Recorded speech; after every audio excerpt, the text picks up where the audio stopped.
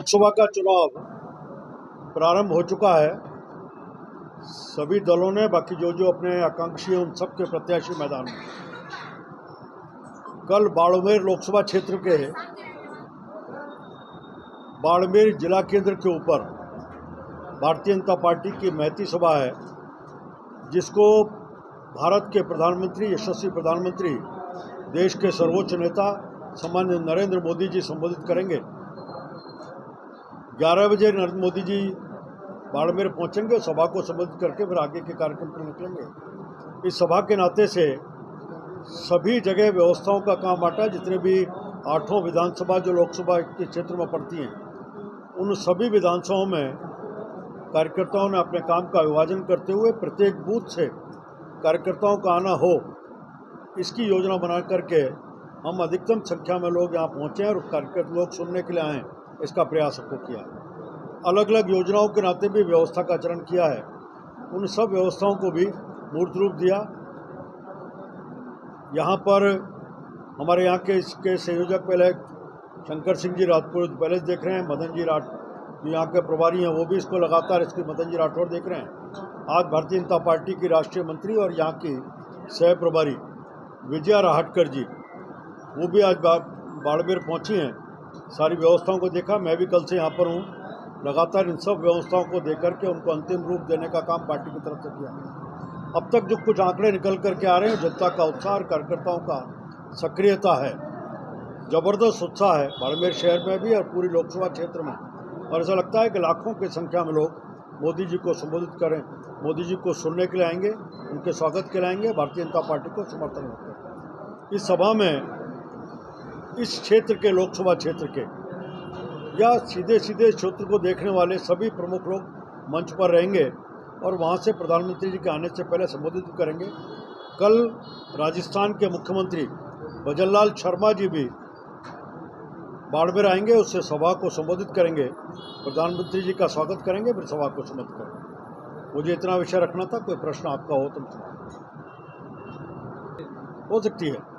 लगातार आप देख रहे हैं सारे देश का वातावरण और राजस्थान का भी कांग्रेस में निराशा का वातावरण, समाज के विभिन्न वर्गों में भी आज एक भारतीय जनता पार्टी, नरेंद्र मोदी जी के प्रति उत्साह है।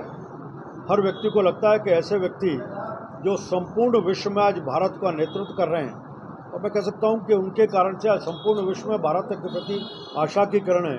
पिछले 10 वर्षों के शासन में नरेंद्र मोदी जी के समय समाज के अंतिम पंक्ति में, चाहे वो शौचालय का विषय होगा, जनधन खाते खोलने का विषय होगा, सब जगह कहीं गैस के सिलेंडर पहुंचाने का विषय होगा, घर घर बिजली पहुंचाने का विषय, घर घर पानी पहुंचाने का विषय। आज हम देखते हैं कि इन बॉर्डर क्षेत्रों में भारतमाला प्रोजेक्ट के माध्यम से लगातार अंतिम तक सड़क का जाल बिछाने का काम। अब सड़क केवल कार स्कूटर के लिए नहीं, बल्कि यहाँ बॉर्डर एरियाज में लड़ाकू विमान भी ऊपर उठ पा रहे हैं। इस तरह की अच्छी क्वालिटी की सड़कों का निर्माण करने का काम। सुरक्षा के नाते से आम आदमी विश्वास खड़ा हुआ है कि मोदी है तो किसी की हिम्मत नहीं कि भारत में किसी प्रकार का उत्पाद कर सके। दुनिया के देशों में भी एक संदेश लगातार सर्जिकल स्ट्राइक और एयर स्ट्राइक के माध्यम से हमने दिया है, जो मोदी जी ने कहा भी था, किसी को छेड़ेंगे नहीं और किसी ने छेड़ा तो छोड़ेंगे नहीं, इस संदेश को दिया है। इस कारण से बहुत बड़े पैमाने पर लोगों का भारतीय जनता पार्टी के प्रति आकर्षण आने का क्रम जारी है। हो सकता है कल भी कुछ राजनीतिक क्षेत्र के, सामाजिक क्षेत्र के वरिष्ठ लोग कल भारतीय जनता पार्टी ज्वाइन करें। बीजेपी का किससे मुकाबला है? मैं सीधा मुकाबला, आज हम पार्टियों के बीच में, ये लोकसभा का चुनाव है, लोकसभा में जिसका पार्टी के प्रति मन है उनको वोट देते हैं। बाड़मेर में मैं स्पष्ट रूप से देख पा रहा हूँ, मैं सारा राजस्थान घूम के आया, स्पष्ट रूप से देख पा रहा हूँ कि यहाँ भारतीय जनता पार्टी और कांग्रेस में सीधा मुकाबला है। और भारतीय जनता पार्टी सब में लगातार अपनी एज बनाई हुई है। हम अपने तरीके से, जिस तरह से चुनाव को धीरे धीरे हम संगठन के आधार पर बढ़ाने का प्रयास करते हैं, इस कार्यकर्ता की ताकत के आधार पर लगातार गति प्रदान करने में लग रहे हैं। और अंतिम समय आने तक भारतीय जनता पार्टी उन्हें एक बार 14 और 19 की तरह बाड़मेर की सीट से विजयश्री प्राप्त करें। कांग्रेस की पार्टी एक्टिव हो रखी है, ये क्या होता है? ये पार्टी हो गई, बीजेपी का प्रत्याशी बी पार्टी निर्दलीय है। वो कांग्रेस सोच रही होगी। मैं स्पष्ट रूप से, मेरा मानना है कि यहाँ भारतीय जनता पार्टी, कांग्रेस, दोनों में मुकाबला है, दोनों के बीच में ही तय होना है। और मुझे विश्वास है जिस प्रकार से कांग्रेस में पलायन है, सारे राजस्थान में देखें तो उनके तो उम्मीदवार नहीं मिल रहे। उम्मीदवार मिल रहे हैं तो टिकट मिलने के बाद छोड़ के जा रहे हैं। और मुझे लगता है कि पहले चरण के चुनाव से पहले अब भी ऐसी संभावना है कि एकाध कांग्रेस का घोषित प्रत्याशी भी चुनाव मैदान से हट जाए।